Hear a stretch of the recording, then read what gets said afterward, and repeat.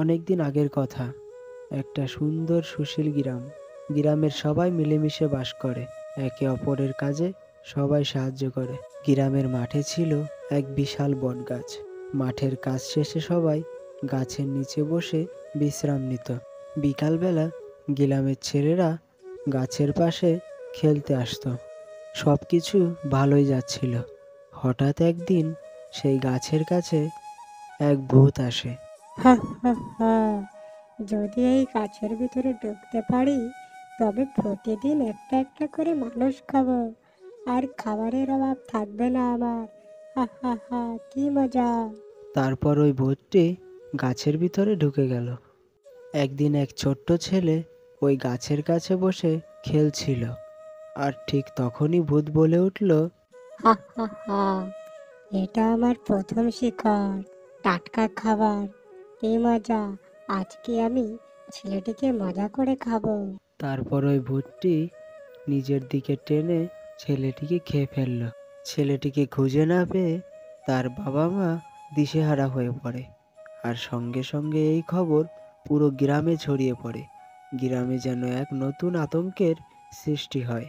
তারপর গ্রামের কিছু লোক সমাধানের জন্য গ্রাম প্রধানের কাছে গেল। তোমরা কেউ ভয় পেও না, শান্ত থাকো।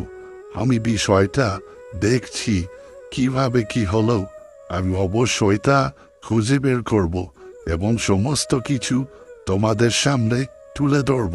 তারপর আরেকদিন এক কৃষক কাজ করার পরে ওই বটগাছের কাছে গিয়ে বিশ্রাম নেয়, আর ঠিক তখনই আজ কাজ করে খুব ক্লান্ত, একটু বিশ্রাম নিয়ে নেই। তো তারা কিসের, কৃষক মশাই? কি কথা বলল? আমি গাছ, ভয় পেও না। তবে আমি তোমাকে এখন খুব মজা করে খাবো। হা হা হা হা। কৃষকের কোনো দ্বিতীয় কথা শোনার আগেই গাছটি তাকে তার দিকে টেনে নিয়ে খেয়ে ফেলল। এভাবে একে একে অনেকেই নিখোঁজ হতে লাগলো।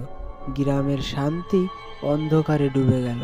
তারপর গ্রাম প্রধান সবাইকে একত্রিত করল।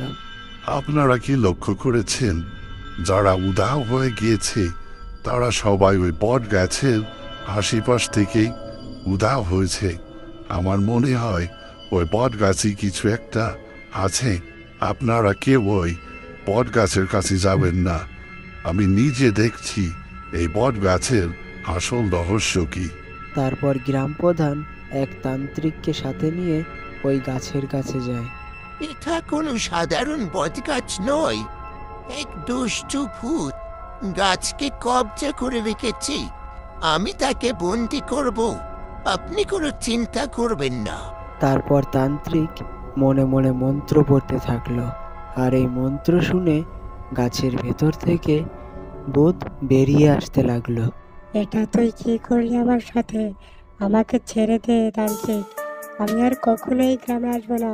দয়া করে আমাকে ছেড়ে দে। তুই অনেক নিরীহ মানুষকে খেয়েছিস, এবার তোর শেষ সময় এসেছে। তোকে আজ আমার হাত থেকে কেউ বাঁচাতে পারবে না। এই বলে তান্ত্রিক ভূতটিকে নিজের দিকে টেনে এনে বন্দি করে ফেলল। তারপর থেকে গ্রামে যেন আবার শান্তি ফিরে এলো। সবাই আবার আগের মতো কাজ শেষে ওই বটগাছের নিচে নির্ভয়ে বিশ্রাম করতে লাগলো।